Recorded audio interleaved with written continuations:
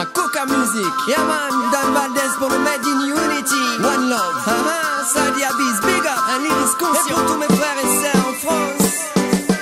Viens en avant, viens en cadence, loin de la souffrance, loin de cette France. Viens en avant, viens en cadence, loin de la souffrance, loin de cette France. Conscient. Je vais peut-être décevoir avec des paroles comme ça, mais dis-moi ce qu'il se passe juste en bas de chez moi. Des pères, des enfants dans la rue qui dorment étendus là, et d'autres au pouvoir qui décident de la vie pour toi et moi. On te ment sur l'avenir, aucun ne parle de reconstruire. Ils font briller l'argent, tout ça pour nous désunir. Des tours de béton à l'appel, pour soi-disant une ville plus belle. On te dit que le matériel vaut mieux que le spirituel. Viens en avant, viens en cadence, loin de la souffrance. 6 de diciembre del año 2014, estamos llegando al final del año y nos mantenemos en la brecha. Félix José Hernández desde París, siempre reportando para usted desde esta charla que mantenemos acá en Estocolmo. Carlos Manuel Estefanía y él, siempre abordando lo que está pasando en París, lo que se está diciendo en la prensa francesa, pero también dando opiniones y analizando lo que pasa en el resto del mundo. Así nos mantenemos, nos hemos mantenido ya en un largo periodo. Están nuestros podcasts, nuestros videos en YouTube, en iVoox. Se puede acceder también a través del Facebook, a través de la página de Félix José Hernández, a través de mi blog El Hombre de Cuba Nuestra, y hablamos siempre de lo que pasa en estas zonas. Y últimamente estoy yo también comentando un poco alguna cuestión de relevancia que esté ocurriendo en Suecia. Por ejemplo, hace poco escribí para un periódico que se llama Islam Hoy un artículo donde analizaba el ascenso de los llamados demócratas suecos, un partido populista que ya se ha convertido prácticamente en la tercera fuerza política en el Parlamento, y hablaba de la condición de bisagra que había adquirido ese partido. Pues bien, no ha faltado tiempo para que este partido demuestre su poder. Prácticamente ha provocado que se convoquen a nuevas elecciones, porque no se ponían de acuerdo los socialdemócratas y verdes que están en el gobierno con la alianza que se lo opone en cuanto al presupuesto. Y este partido, al apoyar a la oposición, a la alianza de oposición que conforman los llamados moderados, más bien son conservadores, los liberales, el partido de centro, que es un partido campesino, y los democristianos, pues al apoyar el presupuesto de estos contra el presupuesto del gobierno, han hecho que el presidente del gobierno llame a unas nuevas elecciones para marzo. O sea, es un juego muy riesgoso. Él cree que va a poder llenar de partidarios el Parlamento. Lo más probable es que pierdan tanto los verdirrojos que están en el gobierno como la oposición azul, y que ganen precisamente estos populistas, porque han jugado duro y han demostrado que son consecuentes con sus posiciones, ¿no? Eso es lo que ha pasado. Los suecos consideran esto una situación muy dramática. Evidentemente no han sufrido revoluciones ni ocupaciones. Para ellos lo más dramático es esto, que se convoquen a nuevas elecciones, pero no deja de ser una muestra del poder del populismo en Suecia, y además es un mal que amenaza a toda Europa. Bueno, dicho esto, saludo a todos los que nos están escuchando, y también saludo a nuestro querido amigo Félix José. ¿Cómo está París hoy, 6 de diciembre del 2014, Félix José? Profesor disculpa que no dije que eres profesor de lengua castellana y cultura latinoamericana. Había pasado por alto, además de ser nuestro corresponsal. Ese detalle es fundamental. Cuéntame. Gran importancia. París, muy fría hoy, y o sea, estamos llegando al invierno, y muy iluminada la ciudad. Luz lleva en estos momentos su nombre, más que nunca le hace honor a ese nombre.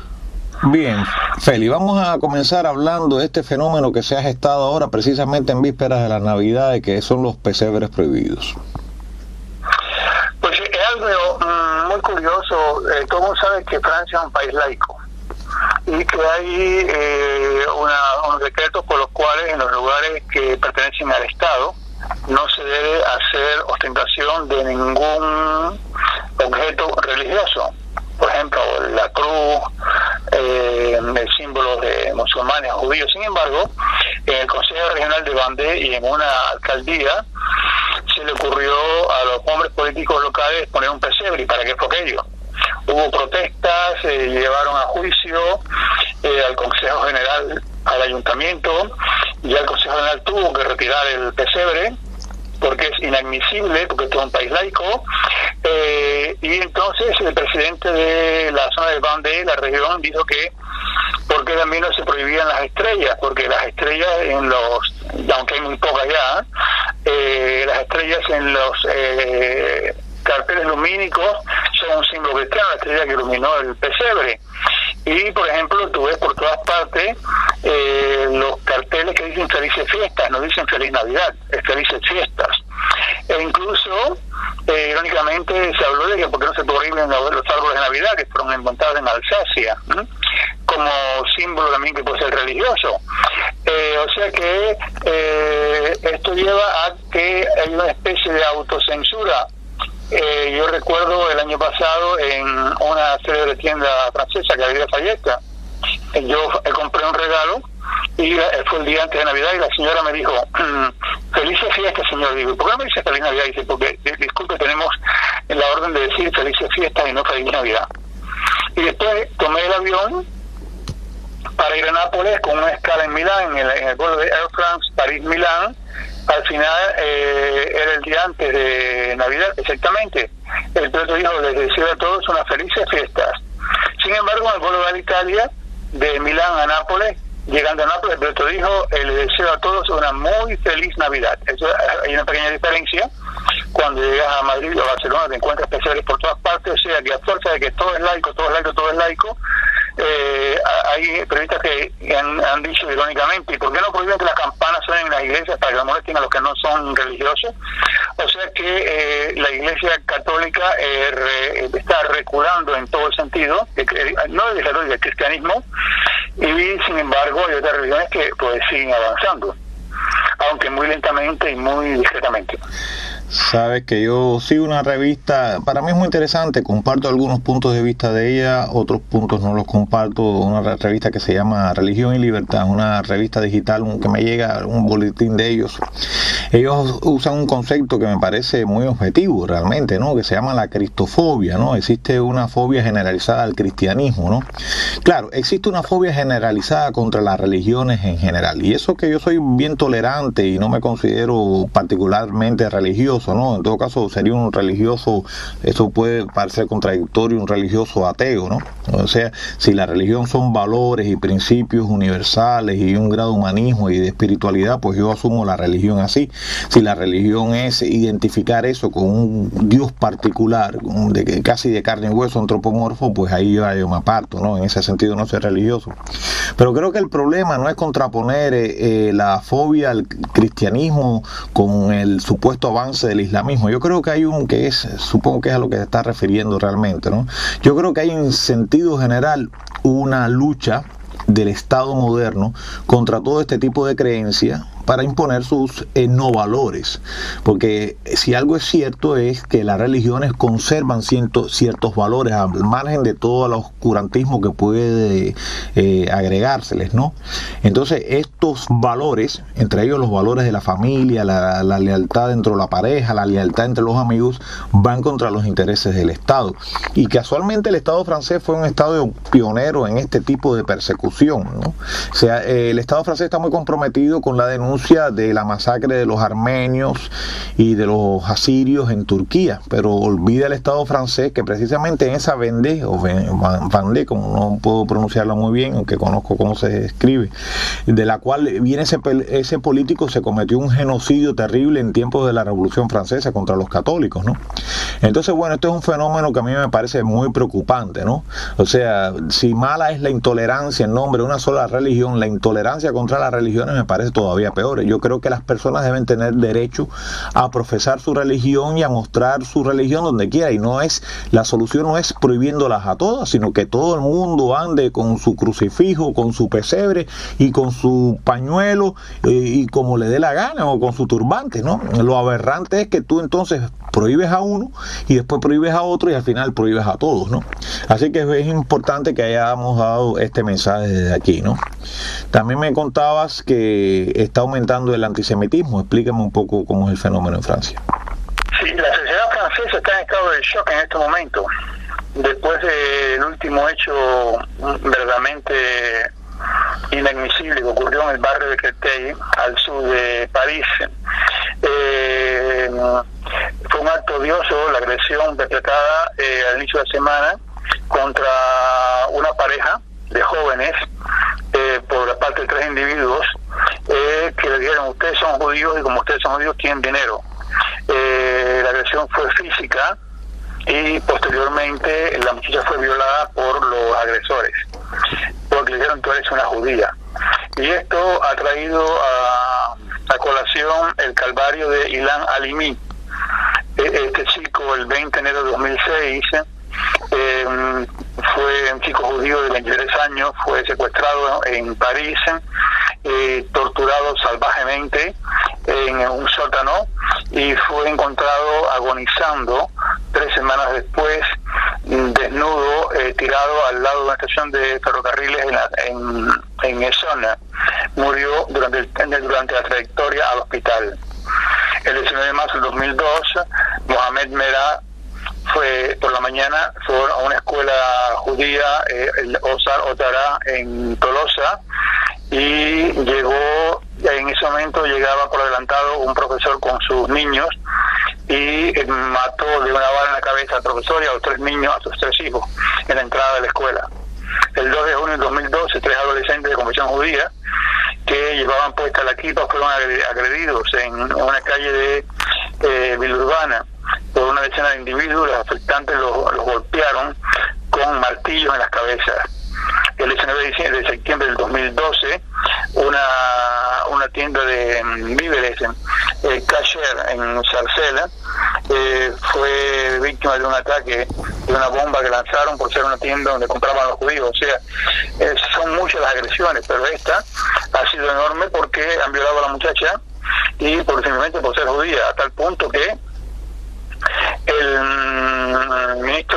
primer ministro de Francia habló y estimó que esto era algo inadmisible, algo horroroso, que no se puede tolerar. También habló ante la prensa y por la televisión el ministro del Interior, Bernard Cazeneuve, que dijo que el gobierno está teniendo su determinación para luchar sin tregua contra toda forma de racismo, y aportó su apoyo a las víctimas y al primer ministro.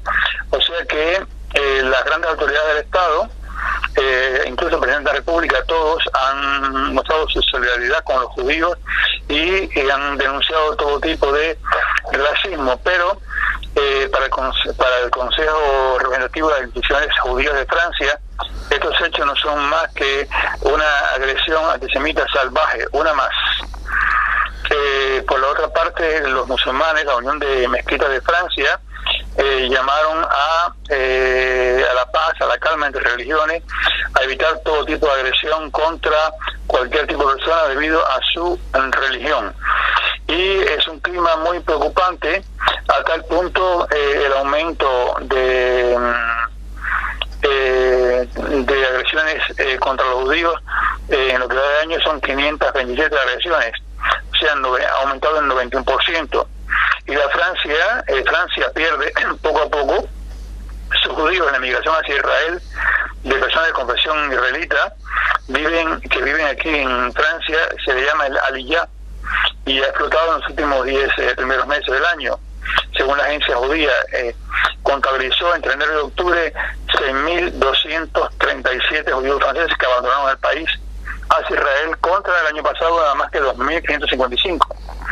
Se supone que antes de que termine el año se habrán ido entre 6.500 y 7.000 judíos de Francia, abandonando el territorio debido al antisemitismo.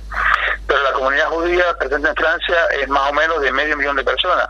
Es la más importante de Europa, pero sigue siendo menos que la que vive en los Estados Unidos de América.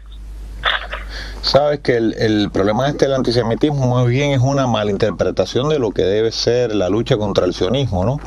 Y resulta que están pagando justo por pecadores, porque estoy seguro que esa niña y ese muchacho y el otro que fueron torturados pues no tienen nada que ver con lo que una élite esté haciendo en Israel o en otras partes del mundo, ¿no? Entonces, de la misma manera que tenemos que combatir la cristofobia o la islamofobia, el antijudaísmo, porque bueno, semita sería incluir a los mismos árabes, hay que combatirlo, ¿no? Nunca deben pagar justos por pecadores, ¿no?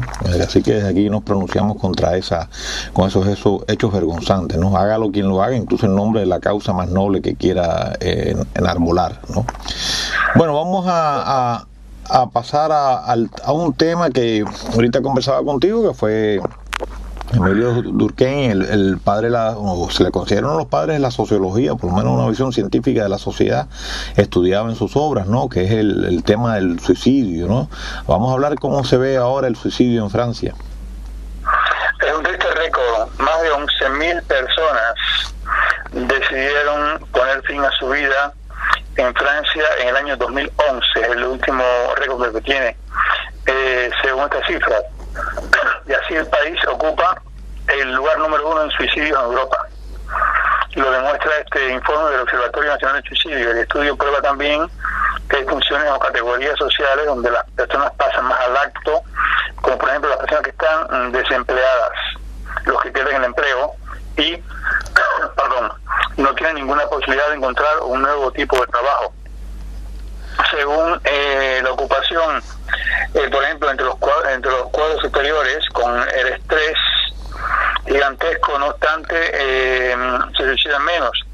Sin embargo, los obreros, y sobre todo los campesinos, son los que más se suicidan. Se suicidan 3 veces más los hombres que las mujeres entre ellos. El tipo de actividad, el sexo también entra en la categoría social, que por ejemplo hay un menor impacto en las desigualdades sociales para las mujeres, y es un fenómeno que se encuentra también en la salud, o sea que hay más hombres que mujeres que se suicidan. Antes de comentarte esto, quiero, haciendo referencia a la otra noticia, yo estoy siguiendo una serie muy interesante en un canal que se llama Access TV, aquí en Suecia. Es un canal dedicado a temas de cultura, tiene una visión más bien conservadora, pero en general es bastante amplio, y a veces uno escucha conferencias o entrevistas con personas de izquierda o de derecha, ¿no? Pero su visión es bastante contra los totalitarismos en general, pero sobre todo contra los de izquierda, ¿no? Pero hay una serie muy interesante que se llama La Familia Stitzel, no sé cómo se pronunciará tampoco exactamente. Es una vida de una familia judío ortodoxa en Israel. Es muy curiosa, es muy interesante cómo se dan los problemas amorosos en familias muy conservadoras, ¿no? Y los problemas entre padres e hijos, etcétera. Es una serie que yo recomendaría a cualquiera que nos esté escuchando, ¿no? Porque y parece que fue premiada esa serie, ¿no? Pero nos descubre un Israel que nosotros no conocemos, ¿no? Más allá de los actos terroristas o la violencia contra los palestinos, ¿no? Cómo vive la familia ortodoxa promedio, ¿no? Cuáles son sus problemas y sus ilusiones y sus desencantos, ¿no? Es muy interesante esa serie, ¿no? En cuanto al tema del suicidio, para mí está claro, yo siempre aplico lo que yo llamo el paradigma malthusiano. No es casual que esté pasando. Ahora mismo, cuando le están combatiendo esa droga que es la religión a los individuos, ¿qué es lo que les queda? O sea, la gente se está suicidando. Aquí en Suecia es prácticamente un sistema, ¿no? Y es una norma que ya usaban los griegos para controlar la población. La gente se está suicidando no porque les dé la gana, sino porque se han creado unas condiciones sociales donde la gente está aislada, la gente no está apoyada ni tan siquiera por estos profesionales de la psicología, como son los psicoanalistas o terapeutas. Esta gente al final lo que te hacen es terapio dependiente. y eso está llevando a la muerte, ¿no? Es una manera más de disminuir a la población. La otra es a través de la policía. Ya vimos lo que está pasando en Estados Unidos, que la gente cree que es un tema solamente contra los negros, ¿no? Cualquiera puede ser víctima de la policía en Estados Unidos, ¿no? Y es otro mecanismo de disminución de la población. Con el caso de estos blancos europeos, pues el suicidio es una manera muy sutil en la que se ejerce la agenda malthusiana. Bueno, de los suicidios en Francia vamos a hablar de nuestras estrellas contrarias. Pues se han vendido 600.000 ejemplares del libro Nos Étoiles Contraires. No sé cómo se saldrá a la venta en español. La traducción literal es Nuestras estrellas opuestas, Nuestras estrellas contrarias. El libro de John Green, que cuenta la amistad entre una chica de 16 años y un chico de 17 años que tienen cáncer. Y es un fenómeno de edición. En el Salón del Libro y de la Prensa para la Juventud de Montreuil había una pregunta que en todos los labios, bueno, ¿y por qué este libro? Y este libro se distingue por una gran calidad de escritura que es superior a la media, y es un libro que confirma que John Green es un autor fabuloso, y este libro sin lugar a dudas es su mejor, estima Cécile Charbet, directora de la Casa Nación. Ella continúa: el libro es fuerte, la cuestión sobre la vida y la muerte, lo que hay que escoger, el sentido que hay que dar a su vida, y el tema concierne a los adolescentes. Y contrariamente, yo continúo citando sus palabras, a otros grandes éxitos como Harry Potter, etcétera, este libro no tiene como objetivo tener una segunda o una tercera parte. Es una novela contemporánea que cuenta una historia de gente como usted y como yo, dice la editora, y sobre todo que recuerda los años que uno pasó en el instituto, en el liceo. Pero también hay una cosa muy especial, y es que el libro es leído por los adolescentes, por los jóvenes, y después lo pasan a los amigos, a los padres. Según la revista Libre Hebdo, había contabilizado 150.000 ejemplares vendidos antes del verano y 450.000 más vendidos después que salió en Francia en las pantallas de la película el 20 de agosto, la adaptación americana del libro. O sea que es un bestseller total, Nuestras estrellas contrarias, la historia de dos jóvenes de 16 y 17 años que tienen cáncer. Bueno, es una historia bastante trágica y ojalá sirva para exorcizar de ese monstruo terrible que fue Harry Potter, porque creo que eso fue un atentado contra tanto el gusto literario como contra la literatura en sí, ¿no? Bueno, de esta obra vamos a llegarnos a un asunto curioso, el de los afroamericanos en la URSS. En los años 30 del siglo pasado, 1930, cuando los Estados Unidos estaban en plena depresión económica, oficiales soviéticos reclutaban activamente trabajadores americanos calificados que quisieran partir para la Unión Soviética. En total se reclutaron 18.000 americanos, y muchos de ellos eran ciudadanos negros. Algunos estaban seducidos por la ideología comunista, otros querían huir del paro, del racismo y de las discriminaciones que sufrían en los Estados Unidos. Hoy día, entre 100 y 200 descendientes de estos inmigrantes viven en Rusia y en los países de la ex Unión Soviética. Una periodista de Los Angeles Times fue a buscarlos, y una de ellas, Emilia Tynes Mensah, cuenta que en los Estados Unidos, en los años 30, las solas perspectivas de empleo de su padre era la de lavar platos en un restaurante. Mientras que en la Rusia estalinista su diploma de agronomía obtuvo el diploma de agronomía, se convirtió en un experto en ganado y en criar ganado. Y incluso fue enviado a diferentes provincias para formar a los campesinos locales. Su viaje hacia la Unión Soviética fue organizado por Oliver Golden, un militante negro comunista de Mississippi, que hacía ir a los americanos de Estados Unidos a la Unión Soviética en el año 1931. La nieta de Golden, Yelena Kanga, vive hoy en día en Moscú, donde ella es presentadora de un talk show de la televisión, y es uno de los pocos rostros negros de la televisión rusa. Según Alison Buckley, historiador de la Boston University, estos inmigrantes eran particularmente bien tratados, porque las autoridades soviéticas querían utilizarlos como símbolos de su esfuerzo para crear una democracia modelo. Hoy en día, no hay no es muy bueno ser inmigrante africano en la Unión Soviética, porque según la organización antirracista SOVA, han ocurrido en lo que va de año 117, nada menos, actos violentos contra los negros en las calles de Rusia, y de ellos 6 asesinados. Bueno, hace tiempo yo reseñé un libro que abordaba este tema del asunto de la emigración norteamericana hacia Rusia en los años 30, ¿no? Es un libro que hablaba del litigio histórico entre Rusia y Estados Unidos y entraba en ese periodo, ¿no? Me llamó mucho la atención esa cantidad de gente que se fue para allá. Algunos terminaron en campos de concentración, porque es que lo curioso de este fenómeno es que esto tiene una dimensión propagandística absoluta, porque no era que Rusia necesitara de profesionales. Rusia se estaba no solamente deshaciendo a través de la emigración de muchísimos profesionales, ¿no? La historia del Carrillón del Kremlin, una obra de teatro que montó alguna vez en Cuba el grupo Bertolt Brecht, no sé si tú la llegaste a ver o no, abordaba la historia de un relojero que, bueno, Lenin, a pesar de que era un burgués y qué sé yo, lo recuperaba para la causa de la construcción del socialismo, ¿no? Esa historia es una fábula. Pero lo más curioso de todo es que en ese mismo periodo, en esos mismos años 30, se va a desatar una hambruna brutal en Ucrania. Los ucranianos les van a quitar el trigo, los van a enterrar vivos, literalmente, y la Guardia Roja iba recogiendo gente moribunda, y a veces no todavía muertas y moribundas de hambre, y los echaba en fosas comunes, ¿no? Mientras que todo ese trigo, el señor Stalin lo exportaba.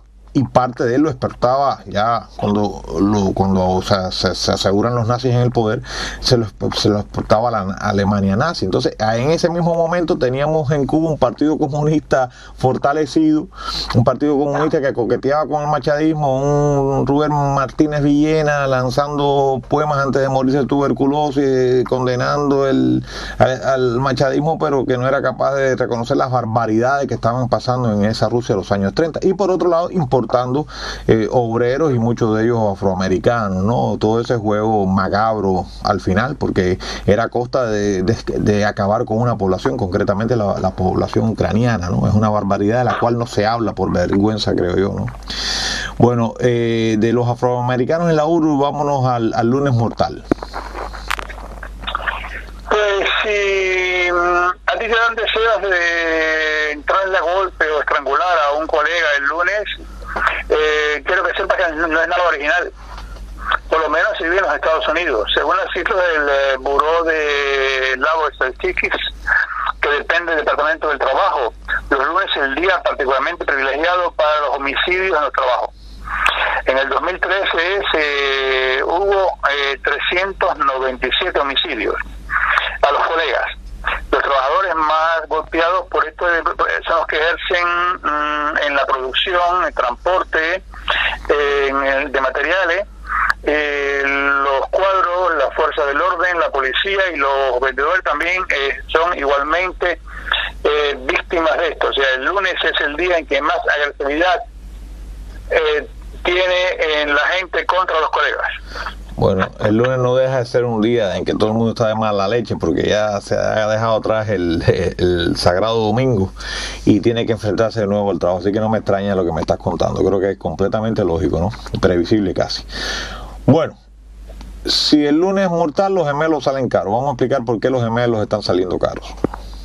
Desde los años 70, los países desarrollados conocen un boom de nacimiento de gemelos. Y en Francia, pues la cifra es casi doble. Eso trae consecuencias económicas, según explica en Estados Unidos el economista Mark Rosenwitz, porque el costo de médico, los gemelos son más susceptibles de nacer de manera prematura, lo que puede traer también problemas médicos muy caros. La familia también está sometida a una presión económica debido a la llegada de 2 bebés al mismo tiempo. Y además otros costos son muy dobles, sobre todo la escolaridad, que tiene precios exorbitantes en los Estados Unidos. Pero este fenómeno de los gemelos supongo que esté relacionado con los procesos estos para lograr la reproducción artificial en mujeres que no pueden tener hijos, ¿no? Porque sé que parece que no saben controlar bien la cantidad, entonces se exceden, ¿no? Y muchas veces nacen varios hijos de una de estas inseminaciones, para llamarlo de alguna manera, ¿no? Pero bueno, salen caros, pero la cantidad de niños que dejan de nacer significan un ahorro para esta sociedad, así que no se quejen tanto cuando nacen dos de casualidad. Bueno, ¿y de qué estamos hablando cuando hablamos por el camino de la luz? Cuando hablamos de Por el camino de la luz. Un drama, pero una película fabulosa. Una película sobre una historia profundamente humana. A los inicios del año 1900, en esa Francia rural llena de prejuicios, de miedos, de creencias, transmitidas desde hace siglos, en un pequeño pueblo en Vertou, en la familia de los Hurtin, nace Marie, pero nace ciega y sorda. Inmediatamente la gente piensa que es loca, que por lo tanto que habría que encerrarla en un asilo psiquiátrico, pero los padres no la quieren abandonar a su triste destino y la confían a la religiosa del Instituto Larnay, cerca de Poitiers.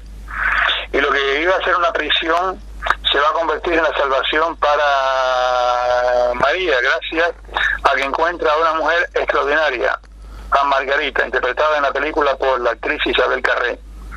Esta mujer le va a permitir la fuerza de paciencia y de determinación de salir poco a poco de la noche en la cual se encuentra, porque se cuenta que es ciega y sorda, y en ese mundo de silencio y de oscuridad, inspirado en una historia verdadera. La película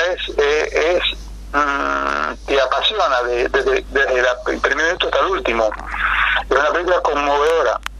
En el año 1921 murió la verdadera Marie Hurtin, y la religiosa que logró comunicar con ella dejó un método innovador para aprender a través de los dedos la lengua de los signos. Isabel Carré, la actriz, pasó 6 meses antes de hacer la película aprendiendo la lengua de los signos. Realmente, y la actriz que hace Ariana Ribois, que hace de la niña, es realmente sorda. O sea que el papel también es excepcional. Es una película bella sobre la tolerancia, la amistad y la fe, de Jean-Pierre Améry, con Isabel Carré y Ariana Ribois, Laure Duthieu y Brigitte Catillon. En francés es Sur le chemin de la lumière, se puede traducir por el camino de la luz o bajo el camino de la luz. Ahí tenemos otro ejemplo de que la religión no solamente trae oscurantismo y explotación y lo que se quiere, ¿no? Que la ha traído, sino que también es capaz de generar instituciones y sobre todo en gente como esta religiosa, que son gente fabulosa y maravillosa. Entonces, en ese sentido, bienvenida sea la religión, ¿no? Bien, de los caminos de la luz, vamos a hablar del osito que se va a Londres. De Paddington. El pequeño osito que desembarca en Londres y tiene que buscarse una nueva casa.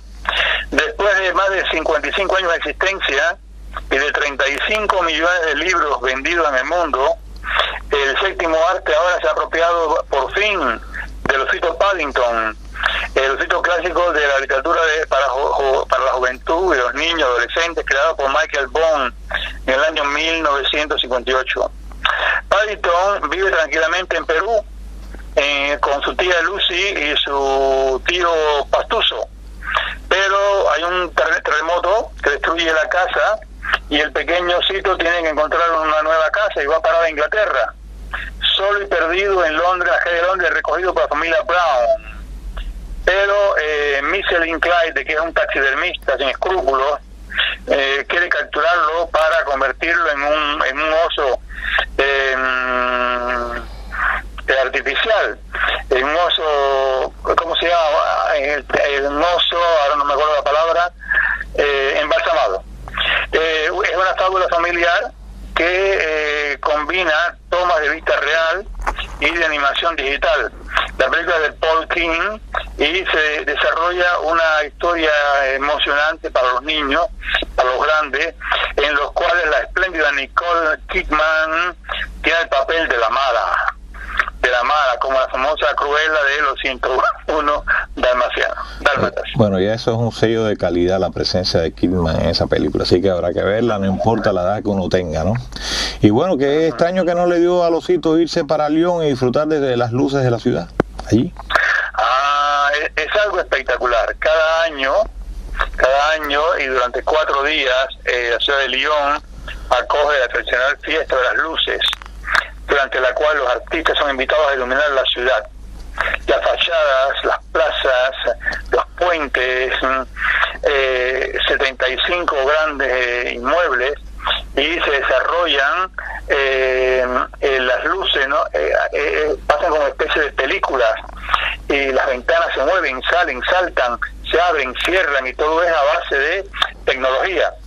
Y los personajes corren de una pared a otra, de un edificio a otro, y salen fuegos artificiales de las puertas de las casas.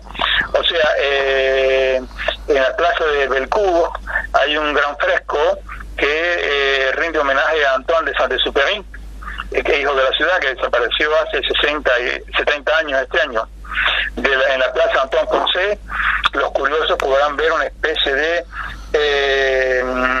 esfera celeste.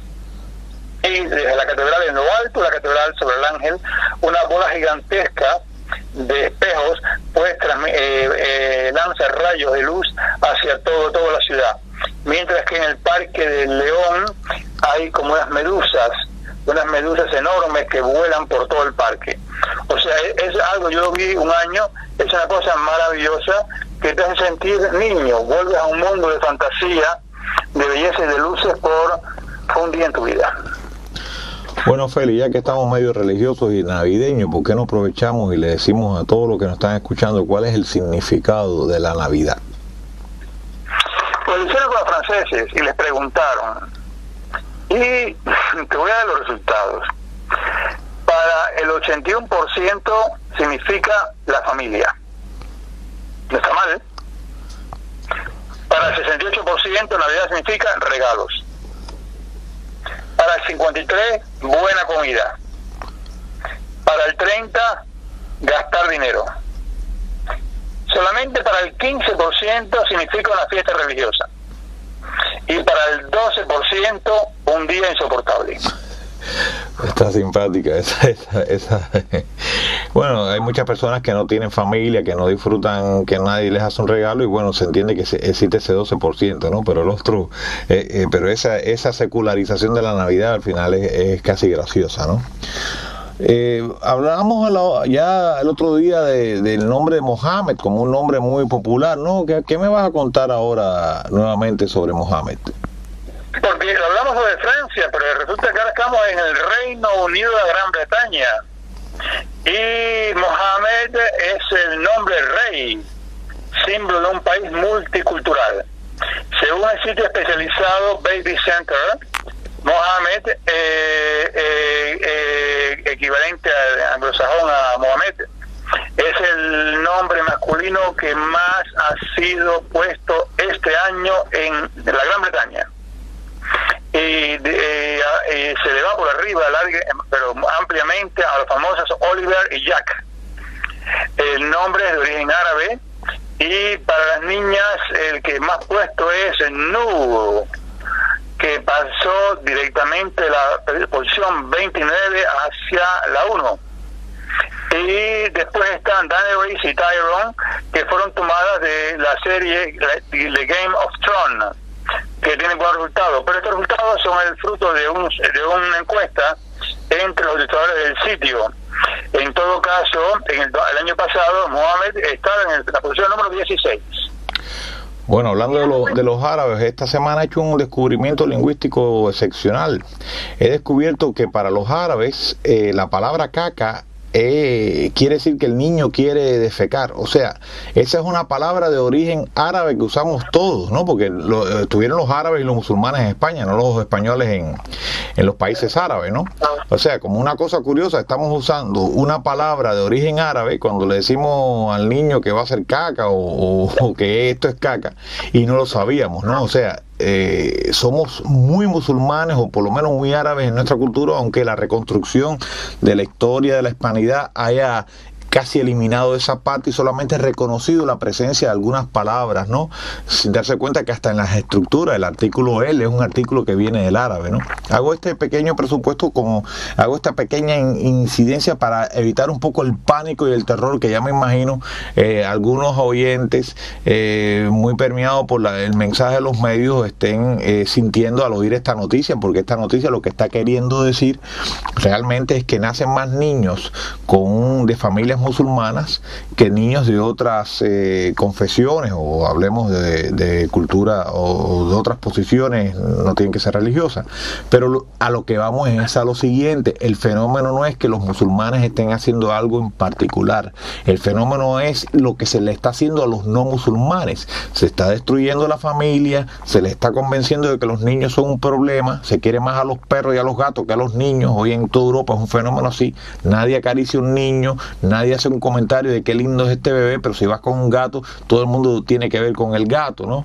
Y por suerte para los musulmanes, el industrialismo o el capitalismo maltusiano, que es lo que yo llamo este periodo en que nos hemos encontrado, no ha podido quebrarles esa cosa tan bella que es la vocación de ser padres, ¿no? Y cuanto más hijos mejor. Yo pienso que el tesoro más grande que tiene la humanidad es un hijo. Y por cierto, dentro del catolicismo he encontrado una página que trabaja contra el maltusianismo y produce materiales muy interesantes en contra del mito de la escasez de alimentos y otros terrores que se nos siembran, ¿no? Así que si está pasando esto, lo que hay que ver no es el problema en el Islam, hay que ver el problema del otro lado.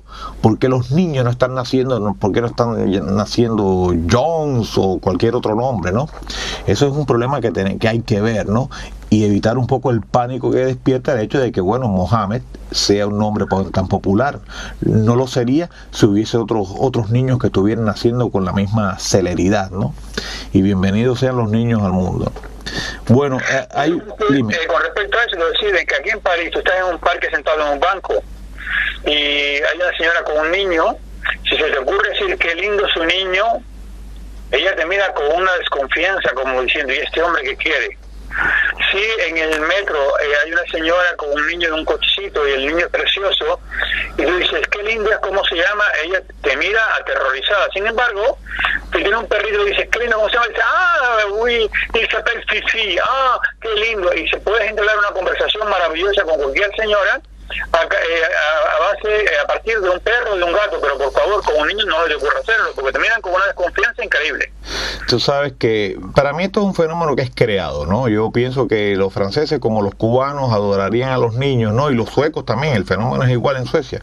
Y el del gato, te lo ponían. Pero ¿sabes qué? Parece que esto viene de lejos, porque una vez revisando las obras completas de Martí, él tiene una anécdota muy curiosa, ¿no? Que él se le acerca a un niño, a acariciar, darle un beso a un niño de una gallega, y la gallega se insulta con él y le dice, muy bonito el niño, muy bonito el niño. Él registra toda la historia, prácticamente lo estaban acusando de pedófilo, ¿no? Él registra la historia porque él se siente muy dolido, ¿no? O sea, esto es un fenómeno que viene de antaño, de lejos, ¿no? Esta cosa de identificar el gesto de cariño hacia un niño con algo peligroso, pero yo creo que se ha extremado porque precisamente el mensaje que se está dando es que un niño es un problema, no una bendición, lo cual no es así exactamente en las religiones. Bueno, ahí tenemos el nacimiento del niño, o sea, todos saben que está prohibido ahora, y al final todo se va enlazando, ¿no? Ese culto a la madre que significaba el catolicismo ha sido combatido en toda la fobia al catolicismo por los países protestantes, pero también tenemos ya el miedo y el odio al niño, incluso cuando está en un pesebre, ¿no? Porque también el catolicismo y ese culto al niño Jesús, que es un culto al niño, nos transmite cariño y protección y la esperanza de que nace un niño, ¿no? Pues es muy interesante cómo los medios van creando estas fobias, ¿no? Y después existen las fobias entre hombres y mujeres, los terrores al hombre, los terrores contra las mujeres también, y van desarticulando a la pareja humana y por supuesto a la familia, ¿no?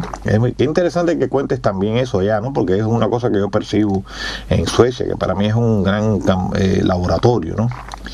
Bueno, vamos a hablar de un actor que fue muy popular en Cuba, Alain Delon, ¿no? Las muchachas siempre estaban enamoradas de él, tenían adoración con él. Yo creo que era un buen actor, aparte de que le ayudara el físico, ¿no? Yo creo que no fue un mal actor, ¿no? Vi algunas películas buenas de él, aparte de películas de acción y demás, ¿no? Y me cayó mejor cuando supe que era precisamente un hombre conservador, ¿no? Hizo algunas declaraciones hace algunos años con las que yo me identificaría, ¿no? Y que eso le trajo mucho problema. Creo que hasta tú las comentaste alguna vez en nuestras charlas, ¿no? Contra la homosexualización, un tema de eso, ¿no? Ahora, lo que no sabía es que él tenía un Winchester. ¿Qué pasa con el Winchester de Alain Delon? Alain Delon era el símbolo de la belleza masculina para las mujeres cubanas. Para mí su mejor película es El señor Klein, sobre la confusión de cuando lo llevan al campo de concentración del velódromo de invierno, confundido con otro señor Klein que es judío y él no lo es. Pero también a mí me gustó mucho Rocco y sus hermanos, fue una gran película. Pero para las cubanas las cubanas preferían la piscina a pleno sol. Y ¿cuál otra vez le gustó mucho a las cubanas? La piscina a pleno sol, y el samurái. Pero bueno, Alain Delon acaba de ganar 19.000 euros. Claro, para él es una cifra ridícula, es el precio al cual fue adjudicado un Winchester de cañón corto que él puso a la venta en una subasta esta semana, organizada aquí en París. El arma le había sido regalada por al actor francés por Steve McQueen, que la había utilizado en la serie de televisión En nombre de la ley. Es muy curioso eso. Ahora mismo en una serie que yo sigo española que tiene su ideología pero tiene buenas historias, se llama Amar es para siempre, algo así. Logran precisamente salir de una crisis económica vendiendo un sombrero de un famoso actor, de los actores norteamericanos que en los años 60 estuvo por Madrid, ¿no? Entonces me ha recordado esta escena, ¿no? De lo que me estás hablando, ¿no? A veces la realidad y la ficción se identifican, ¿no? Bueno, de nuestro amigo Alain Delon vamos a pasar, él no recuerdo que haya interpretado Los Tres Mosqueteros, pero sí han sido llevados muchas veces. Él hizo El Zorro, me acuerdo, pero sí, pero bueno, los mosqueteros son figuras institucionalizadas en el imaginario popular y sobre todo infantil a partir de Los Tres Mosqueteros, ¿no? Claro, yo me he percatado con los años de que Los Tres Mosqueteros tienen una ideología, precisamente hablando de la religión, muy anticatólica, ¿no? Y no me extraña que Dumas haya sido un exiliado en Inglaterra, ¿no? Pero de todas maneras es un tema fabuloso, ¿no? Y parece que estaban inspirados en personajes reales, ¿no? Ya las últimas películas que uno ve son cosas demasiado increíbles, ¿no? Pero creo que la novela tiene algunos visos históricos, la de Los Tres Mosqueteros. Ahora vamos a hablar concretamente de Los Tres Mosqueteros y de paso explícame por qué los mosqueteros se baten con espada y no se caen a mosquetazos. Pues mira, en la imagen que tiene todo el mundo de los mosqueteros es que son brillantes esgrimistas, como la espada, la espada, pues ellos son geniales, ¿no? Pero sin embargo hay algo muy distinto, y es que la palabra mosquetero viene de mosquete. Sí, claro, es lo que siempre pensé. Entonces, este antepasado del fusil, en efecto, lo utilizaron mucho más que las armas blancas. Fue Luis XIII el que en el año 1622 decidió de reemplazar el arcabuz de los miembros de su caballería por mosquetes, creando así la Compañía de Mosqueteros del Rey. Este cuerpo de la élite estaba compuesto por hombres, por caballeros que debían servir en la Guardia Real. Pero no obstante su calidad, los mosqueteros no provocaban la unanimidad de criterios y fueron disueltos en el año 1646 por el cardenal Mazarino, con el pretexto de que eran demasiado turbulentos, y en el 1735 por Luis XVI, por razones económicas. Realmente desaparecieron totalmente en el año 1816. Es una historia muy curiosa, claro, ahí, teniendo en cuenta que el mosquete es un arma que lleva tiempo en cargarla, es muy probable que siendo tan revoltoso, pues no se liaran solamente a mosquetazos, ¿no? Sino también usaran los floretes o los sables o el arma que tuvieran a mano, ¿no? Es muy curioso lo fines que bueno fuera Mazarino, que es el malo por lo menos de la primera parte de la novela, ¿no? El que pusiera fin a los mosqueteros, ¿no? Parece que que la literatura se desquitó a través precisamente a través de la literatura, que la historia se desquitó a través de la literatura, quiero decir. Bueno, hablamos de otro asunto curioso, la inmunidad diplomática. Pues después de 6 años de espera, la cadena americana, la NBC, pudo por fin acceder a un dossier hasta ahora secreto, la lista de las infracciones cometidas por los que conducen coches con chapas diplomáticas. En el tercer caso, en la tercera parte de los casos, fueron por conductas en estado de embriaguez, o sea, borrachos, exceso de velocidad, hasta a veces 150 kilómetros por hora, donde solamente se puede ir a 88 kilómetros autorizados. También carreras por la autopista, autovías, con la policía detrás. Entre las personas que han cometido estos delitos, pues se encuentra 43% de diplomáticos, 34% de hijos de diplomáticos y 13% de otros miembros del equipo diplomático. Y a cada vez no pudo ser condenada el delito debido a la inmunidad diplomática. Pues tremendos HP son los diplomáticos que se aprovechan de eso y otras cosas más se aprovechan de su inmunidad para eso y otras cosas más, ¿no? Bueno, vayámonos vamos a darle un poco a los golosos, hablemos del melocotón Melba. Nació a finales del siglo XIX, el melocotón Melba, y debe su nombre a una ópera. En efecto, en el año 1894, el famoso cocinero francés Auguste Escoffier creó este postre para darle las gracias a la soprano australiana Neji Melba, que le había ofrecido billetes para 2 butacas por su espectáculo cuando ella tenía que cantar en Londres, y él trabajaba en el hotel donde ella estaba hospedada, en el Savoy Hotel. Fascinado por la representación, este cocinero pues talló el helado en forma de un cisne, animal que aparecía en el espectáculo, y un cisne de vainilla, acompañado de las alas del cisne, eran pues lascas de melocotón, y entonces le puso por arriba un sirope de vainilla antes de recubrirlo con otro de frambuesas y echarle un poquito de azúcar. Fino y elegante, esta imagen le encantó a la cantante, a Neji, y él dijo: lo voy a llamar Pech Melba, o sea, melocotón Melba. Y así se convirtió en célebre a partir del año 1899, entró en el menú del famoso Hotel Carlton de Londres, y de ahí para acá en todos los grandes hoteles del mundo. Bien, de esto tan sabroso vamos a entrar en otro asunto, ¿no? Es algo de lo cual yo suelo ocuparme en el blog del Hombre de Cuba Nuestra, que es el asunto del aborto, ¿no? Hablemos de los 40 años de legalización del aborto. Hace 40 años exactamente, la señora Simone Weil, una señora que estuvo en el campo de concentración de Auschwitz por ser judía, cuya familia fue prácticamente toda exterminada, una mujer brillante, ella llegó a ser diputada de la Asamblea Nacional, y hace 40 años ella logró pasar la ley autorizando el aborto en Francia, legalizándolo.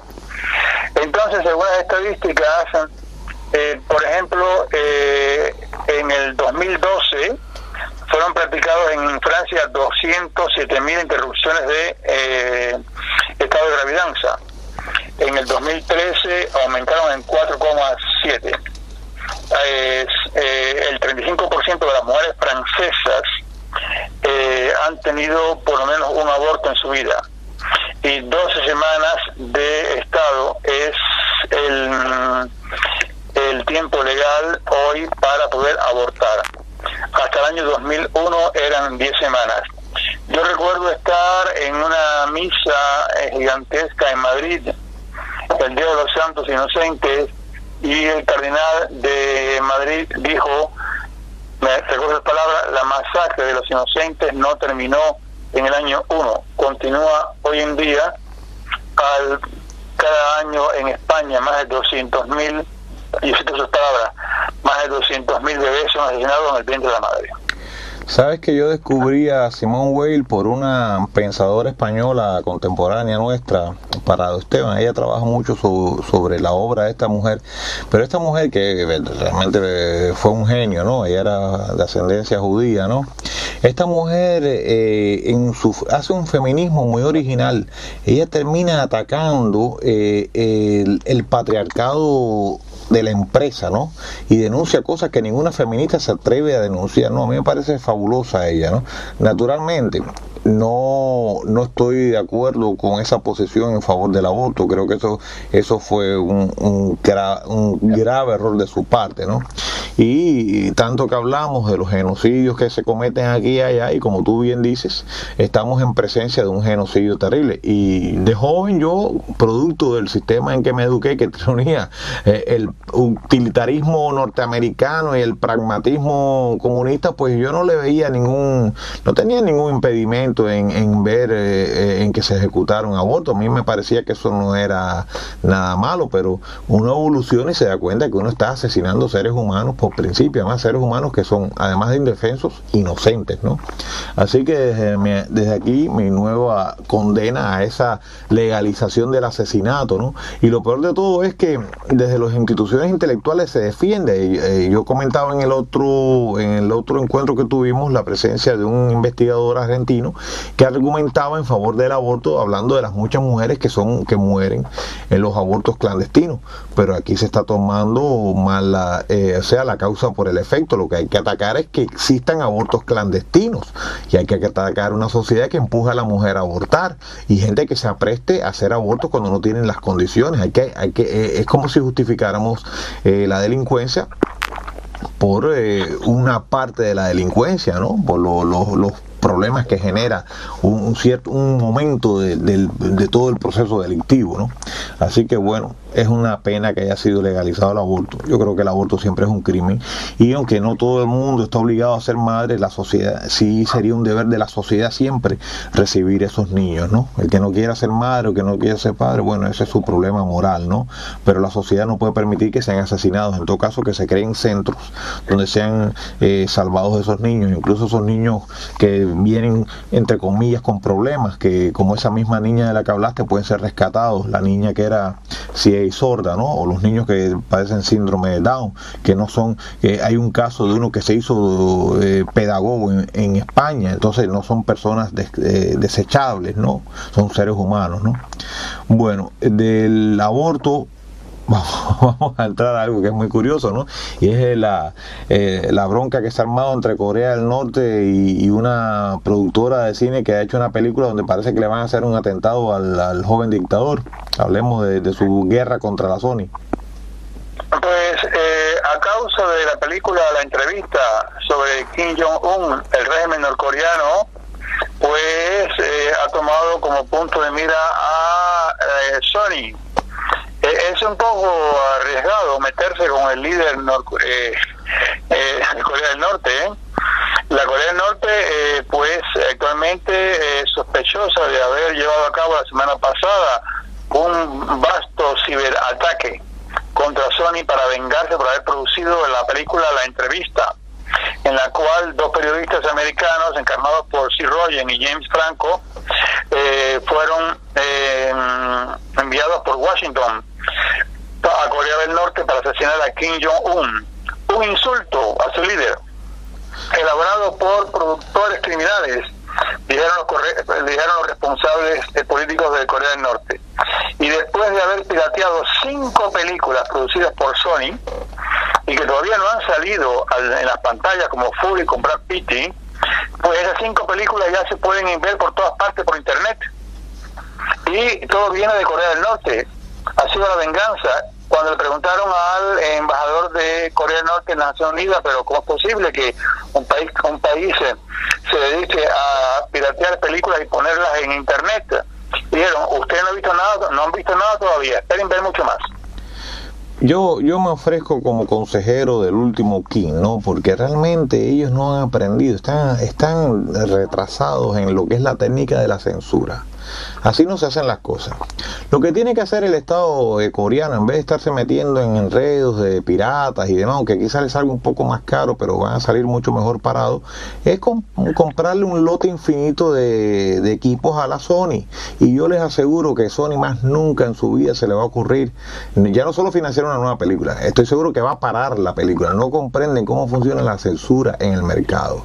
Han cometido un error. Yo le doy gratis mi consejo a la dictadura, porque la censura no solamente existe bajo los regímenes estalinistas puros y duros, la censura existe también de este lado, pero funciona de esa manera.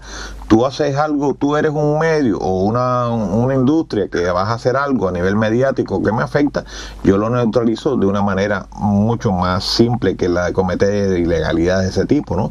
Yo hago un acuerdo comercial contigo y tú mismo como empresa vas a evitar afectarme. Así es como funcionan los periódicos, las televisoras y funciona prácticamente todo en estas sociedades libres donde vivimos, ¿no? Bueno, de Corea del Norte vamos a bajar, vamos a visitar a sus primos o a sus vecinos, ¿no? Vamos a hablar con los chinos, esos chinos que yo me he encontrado miles aquí en Suecia. Suecia está repleta de chinos. Tengo un amigo que fue a Ucrania también y me decía que estaba también aquello lleno chino, y hasta tú creo que me contaste también que esa experiencia, ¿no?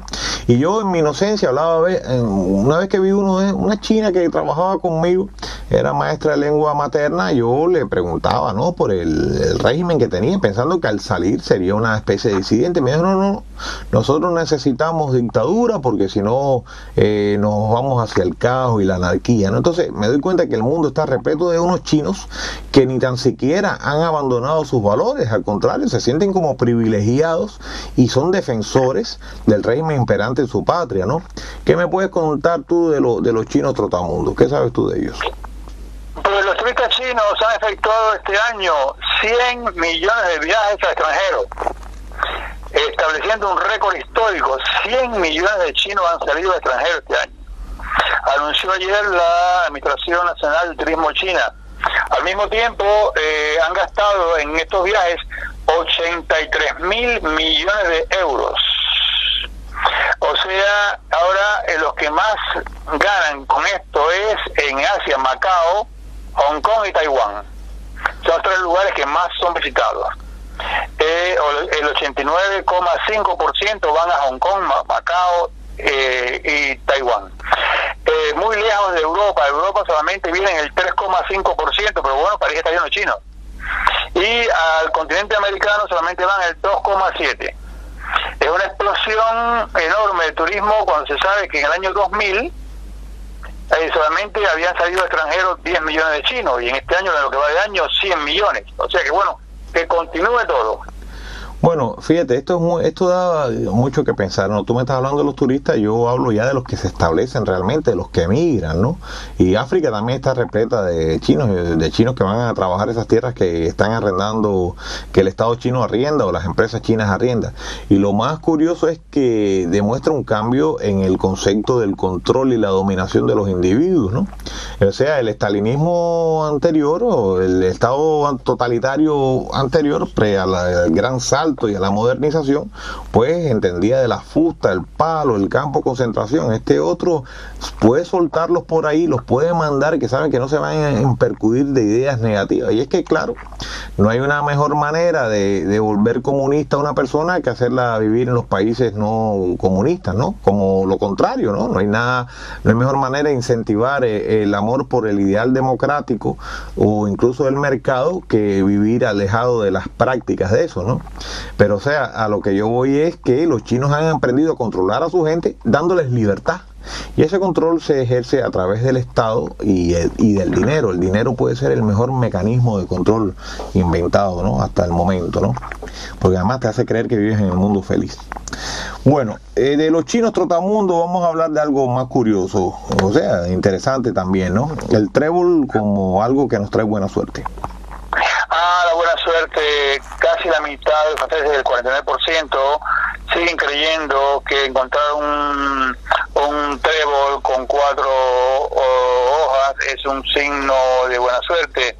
45% dicen que ver caer una estrella, o sea, un meteorito, ver caer una estrella, también es un signo de buena suerte. O sea, bueno, la buena estrella, o sea, ellos creen todo eso en la herradura, en la escoba, etcétera. Son optimistas. Bueno, chicos, yo tengo mala suerte ahora porque ya como avanzó tanto el otoño, se supone que ya estaríamos casi en invierno, pues no queda ni un trébol suelto por ahí. Si lo hubiera sabido, hubiera estado a la casa de los tréboles a ver si me traían buena suerte, ¿no? Bueno, ¿y qué me dices de repatriarse a Francia? ¿Cuáles son las facilidades? Hay 2 millones de franceses que viven en el extranjero. 61 millones en Francia y 2 en el extranjero. Y entonces el primer ministro Manuel Valls encargó a una senadora, Hélène Conway-Mouret, de reflexionar de los medios para mejorar las condiciones de regreso a Francia para los repatriados. El trabajo debe llevarse a cabo sobre las numerosas gestiones que hay que hacer en cuanto a encontrar un alojamiento, matrículas escolares, acceso a las ayudas sociales, a la fiscalidad e incluso los retiros, para tratar de hacer venir a una gran parte de esos franceses que viven en el extranjero. Oye, Félix, tú sabes que, bueno, que vuelvan los franceses.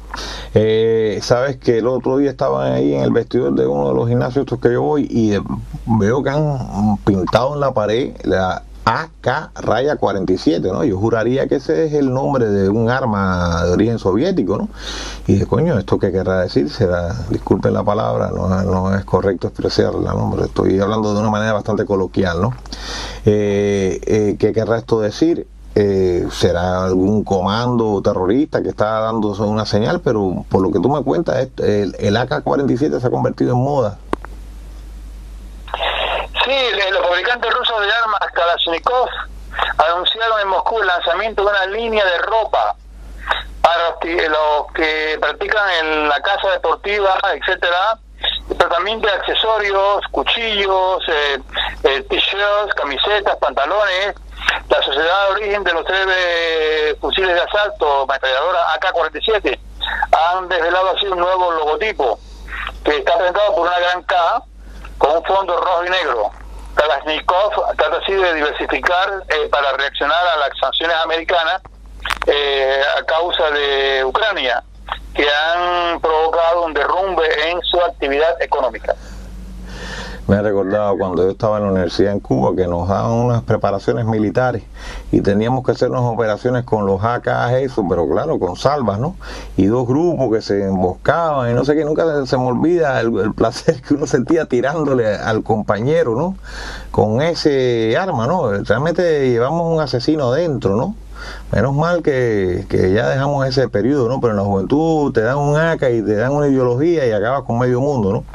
Como esos chinos maoístas, esos soviéticos, esos cubanos, ¿no? Así que ojalá se queden al nivel de la moda, ¿no? Y que además pido que ojalá se queden la gente que nos escucha permanente con este diálogo que sostenemos, que vamos, titulamos así, que pasa en Francia, que pasa en París y por supuesto que pasa en el resto del mundo, ¿no? Y antes de que te despidas, porque realmente ya hemos hecho una buena compilación informativa, me gustaría que le dijeras a quienes nos escuchan dónde está tu sitio web, o sea, tu página, y para que puedan disfrutar de las cosas interesantes que tienes allí. Pues amigos, www.icpr.org Cartas a Ofelia, todo junto, cartasaofelia.com. Les deseo, como siempre, que pasen una buena semana. Como dicen amigos chilenos, que lo pasen bonito. Y yo me sumo a este deseo de Félix José Hernández. Deseo que estén con nosotros, que nos sigan, que nos busquen, como ya dije, en iVoox, que nos busquen en YouTube, que nos busquen en la página de Félix José Hernández, en la página de Cuba Nuestra en Facebook, que nos busquen en mi blog el Hombre de Cuba Nuestra, y que se mantengan en comunicación y que establezcan un diálogo, que escriban sus opiniones sobre los temas que hemos tratado, sobre los enfoques que hemos dado. Así que bueno, deseándoles que tengan un buen fin de semana, o cuando nos escuchen, me despido de ustedes hasta la próxima semana.